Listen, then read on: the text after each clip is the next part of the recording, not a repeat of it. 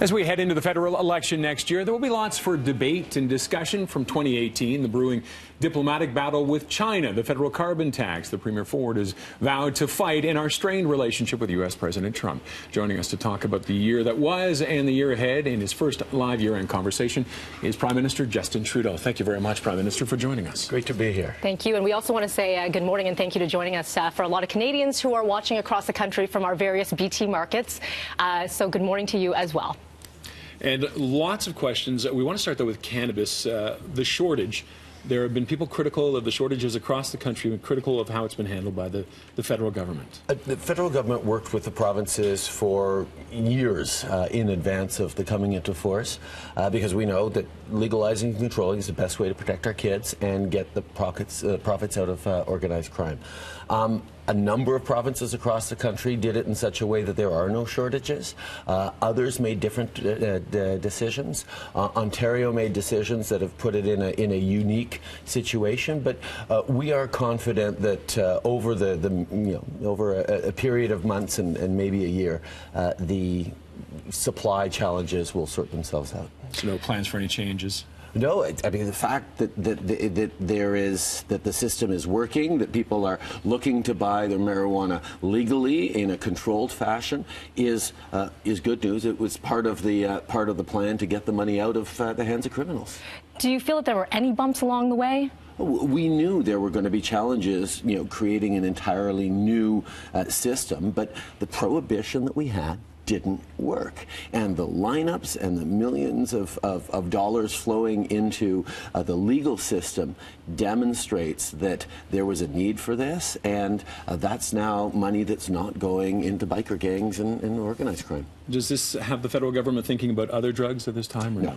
No, this was always very specifically a challenge we looked at for marijuana. I want to move along to one of the other big stories that we're following right now, and that is relations Canada and China. Our government been put in the spotlight, saying that yourself and the Liberals have not done enough to help our two who've been detained in China right now, and the relationships are strained. Well, we're a country of the rule of law. We have independent judiciary that makes its determinations as our procedures are set in without interference from politicians. China is reacting to the arrest of one of their citizens, but we are being absolutely clear on standing up for our citizens who have been detained, trying to figure out why, trying to work with China to demonstrate that this is not acceptable. Are you worried about relations with China? They're the second largest trading partner. Well, this is one of the situations you get in when the two largest economies of the world, China and the United States, start picking a fight with each other. The escalating trade war between them is going to have all sorts of unintended consequences on Canada and potentially on the entire global economy. So we're very worried about that. We are doing what Canada will always do, which is standing up for the rules, obeying our laws, standing up for Canadian principles, standing up for Canadian values, and not reacting the way some other countries are reacting. Prime Minister, as mentioned, we are simulcasting with our various BTs across the country, so we want to bring in a question from Joanne Varakis from BT Montreal. Mr. Prime Minister, given the current political climate where traditional alliances are no longer what they used to be, U.S. versus Canada on trade, the U.S. working with China, Russia and North Korea, the Saudis coming after Canada and now China, do you think we're witnessing the dawn of a new world order? And if so, what can Canada do to maintain the strength of democracy and traditional Western ideals? Oh, that's a great question. What we need to do is stay true to the rules and the laws and the values that have not just served Canada well, but served the latter half of the 20th century extraordinarily well after devastating world wars, after tremendous conflict. Yes, there is a certain amount of disruption going on in the world right now, and I think one of the best things that we can do, and quite frankly, the conversations I have with leaders and citizens all around the world is, thank you, Canada, for staying strong and firm to the values we know are important to resisting sort of the populism and the divisiveness and the negativity that is injecting instability into our global system. Canadians are going to stay firm and strong and anchored in our rules and values because that's what people expect. But even with political pressures, and you've got them coming from the U.S., you've got them coming from China, how do you maintain those and still maintain the lifestyle that we have? We demonstrate that we understand that engagement in things like trade creates jobs at home. And one of the reasons we're seeing historic job growth in Canada is because we've been able to sign and secure big trade deals at a time where there's lots of protectionism, lots of uncertainty around trade deals that are good for jobs and businesses in Canada. And we are now the only G7 country with a free trade deal with every other G7 country. And that's a big thing, not a small thing. We're going to revisit the whole topic of trade, but first we're going to go upstairs to our Tammy Sutherland. She's been soliciting our viewers, so with a lot of questions from them. So this is Tammy Sutherland with one of our viewer questions. Thanks very much, Melanie. And our first question is from Leslie Fales. She's a resident of Lindsay, Ontario, and she asks, is it necessary to support Trump's U.S. against China at the expense of the Canada-China relationship, and why? No, it is necessary for us to continue to stand up for our laws, our values, our rights. And that's what Canada's going to continue to do. I mean, yes, we see a lot of uncertainty, and people are worried about that in the world. And where I am reassured is that Canadians are strong about standing up for the rules and the system that have served us collectively as a planet so very well. And yes, other countries can politicize their judicial system or make arbitrary actions. We are going to demonstrate that the best way, not just to protect our citizens, but to support the jobs, the future, the stability that Canadians expect, is by standing up for our values in a clear, unequivocal way that protects our interests. But are we going to have to eventually choose one side or the other between the U.S. and China? They're the 1 and 2 trading partners. Do we have to make a decision on that? Will you be forced to? Canada has continued to engage constructively with places that, like China, that pose difficulties by both looking for economic opportunities and jobs here at home by engaging with them, and at the same standing up for human rights, for the rules-based system, for those kinds of things that Canadians expect. We're always going to continue to do that. Let's talk a little bit about the personal relationships with yourself and U.S. President Trump. It's been, let's say it's been rocky. Is that a fair word to say? The president is, as everyone knows, unpredictable and likes to shake things up a little bit. My job is not to get wrapped up in feelings or personality. My job is to defend Canada's and Canadians' interests. My job is to make sure we have a constructive relationship, that we move forward in ways that support Canadians. I mean, the fact that we were able to negotiate a new NAFTA that secures our access to our largest trading partner at a time of unpredictability and protectionism in the United States is a really big thing, and Canadians helped in that intensely by premiers across different ideologies across the provinces engaging in thoughtful, positive ways. The fact that we came together that way was extraordinarily powerful in demonstrating to the U.S. that we were willing to hold our own, and that's where we got to a good place. I'm going to continue to engage in a constructive, thoughtful way and make sure that Canadians' values and interests are always defended, and that's what we do. But there are critics that say CUSMA or USMCA, whichever way, CUSMA is what we're calling it here. The new NAFTA. Still tariffs. We're still seeing tariffs on steel and others, and it didn't go far enough, and we took a hit. Well, the steel and aluminum tariffs are a problem. This is a challenge for our steel workers, for our aluminum workers. It's something that we have put measures in place to support our workers, because the thing with tariffs are they hurt consumers in both countries. We have put in counter tariffs on things like bourbon and American products that is having a political impact. And as we approach the ratification in the United States, I can tell you there's lots of business groups, lots of members of Congress who've said we're going to work hard to get rid of those tariffs, and we're going to work with them. There's a lot of opportunity for good conversations in the coming months. Okay, let's take another question. We're going to travel to Ted Henley next from BT Calgary. Mr. Prime Minister, the oil crisis is the #1 concern in this part of the country. You say the federal government can be a partner with Alberta to help beyond employment insurance and beyond income support. As a partner, what can you specifically do right now to change the status quo, to get rid of the oil glut and to increase the price received for Canadian crude? I think the first thing that we know is that Canadians right across the country are aware of how much Alberta is hurting. And Canadians, we're there for each other. And that's very much the one thing I heard it from all the premiers around the table at our First Ministers meeting. I'm hearing it from Canadians right across the country who recognize that our economy is doing really well in general across the country, but Albertans are hurting because of this differential. We're working with the provincial government. There's a number of proposals they have on the table right now that we're working with them on to try and help people get back to work in different ways. Yes, we're looking at income supports as well. But the real core of the problem is that there is no access to markets other than the United States for Canadian oil from the oil sands.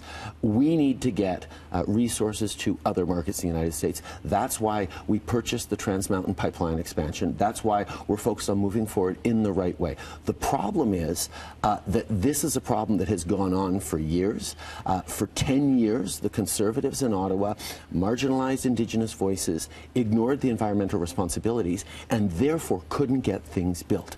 We've moved significantly on that. The Federal Court of Appeals came back and said, you know what, you need to do more on Indigenous consultation, more on environment. We're on the right track, but you need to do more.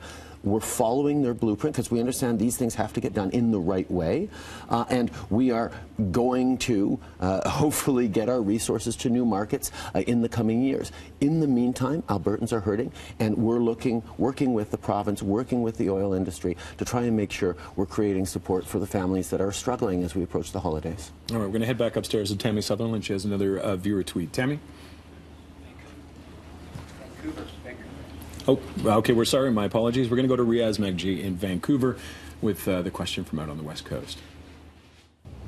Hello, Mr. Prime Minister. From the West Coast, a question for you when it comes to Burnaby South. We know your Liberal Party has confirmed you will run a candidate against NDP leader Jagmeet Singh in a Burnaby South by-election. The question is, when might we see that happen in 2019? I've committed to calling that by-election in January so that it happens in February. I think it's important to give an opportunity to folks to engage, to campaign, to pick the right MP for the riding. And I'm always excited about the opportunity to engage with people on the ground. Well, you're going to have to do a lot of engagement over the next year, 2019. Of course, we are heading to the polls. What are your priorities now for 2019 moving forward?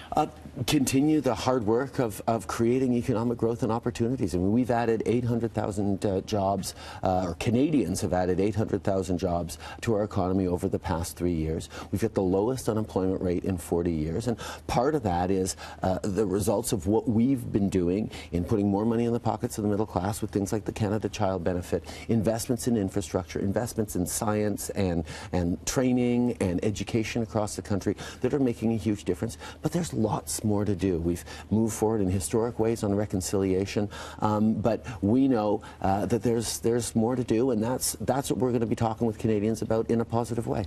One question about Ontario. Premier Ford, it's another acrimonious relationship. Can you work with him? He's threatened lawsuits, and you've butted heads. My job is to work with all premiers, and that's exactly what I do. I look for common ground. We look for ways that we can move forward. Premier Ford wants to move forward on growing the economy. That's certainly our focus as well. We might not always agree on the exact right ways to do it, but there's room to discuss. I'm never looking to pick fights. I'm looking to work collaboratively. I've demonstrated our capacity to do that, and I will continue to do that, work positively with everyone. There are a lot of viewers watching right now, specifically with the latest news GM closures. And a lot of people saying, we're talking about employment, we're talking about jobs, but now we're seeing there are thousands who are going to lose their jobs.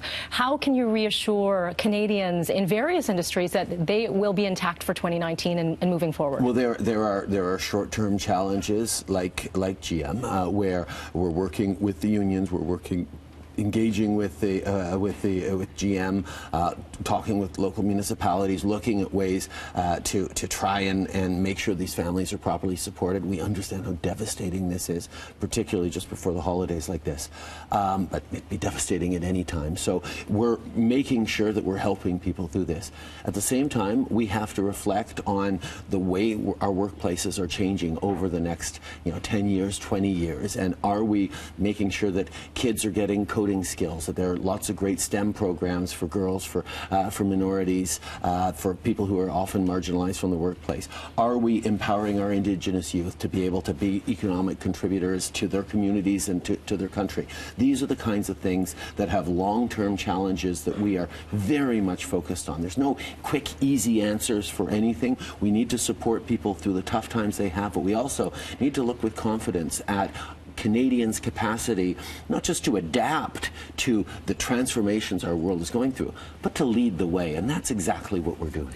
That's 8:15. Do you have a couple more minutes to chat with us? Sure. Okay. Let's talk Christmas for a sec. One of my favorite stories was from your eulogy for your father, and you talked about when he was Prime Minister, and you went up north to the Dew Line with him, and he showed you a little work shed, and there was Santa in there. Yeah. What are you doing for your kids at this time of year to try and make it special? I mean, you're the Prime Minister. You get to do some pretty interesting things. How do you make it special for them? I haven't managed to live up to that particular degree of coolness that my father was able to do in showing me Santa's workshop at the North Pole on Canadian territory.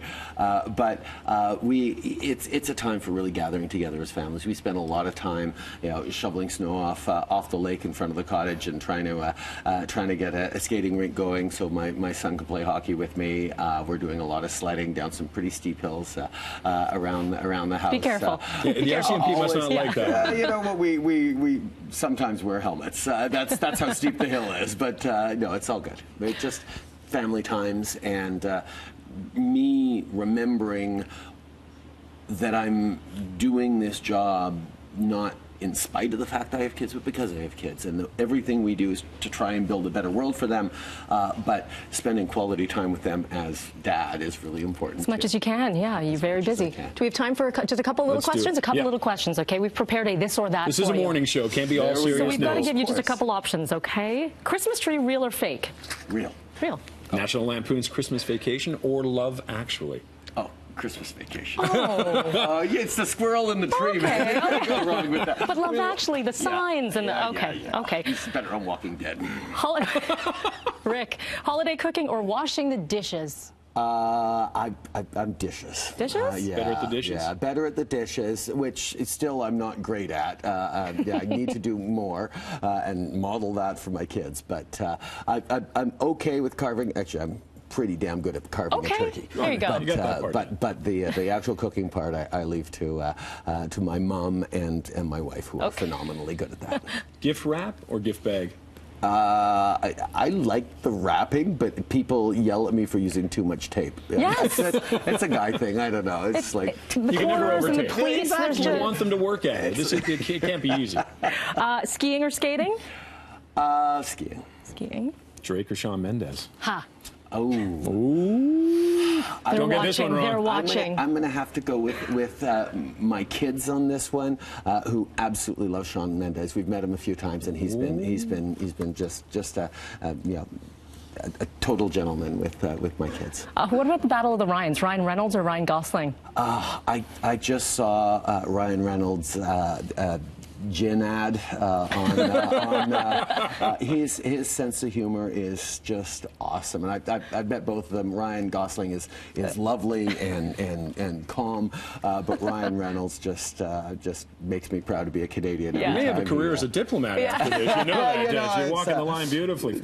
New Year's Eve, watch the ball drop or nap time by 9? Depends on the year. Depends on the year. I'll go when 9 o'clock. He's in bed. I try to stay up, but the kids, we usually change the clocks, so the kids think that when it's 10 o'clock, it's actually midnight. And then we all go, hey, we go to sleep. I'll let you ask the last one. The last big one, and this may decide the election next year. Uh-oh. Leafs or Montreal in a playoff round? Guys, I'm a Montrealer. I am not. And where are you right now? I'm right across the country, Okay. including broadcasting Okay. in my hometown of Montreal. There you go. Go Habs, go! Unfortunately, but the Leafs have got a hell of a team. Oh, we sure do. Should be a Thank fun you run. so much for your time, Prime Minister. what a Appreciate pleasure. it. Happy Thank you very holidays much, to you. Prime Minister, for coming in.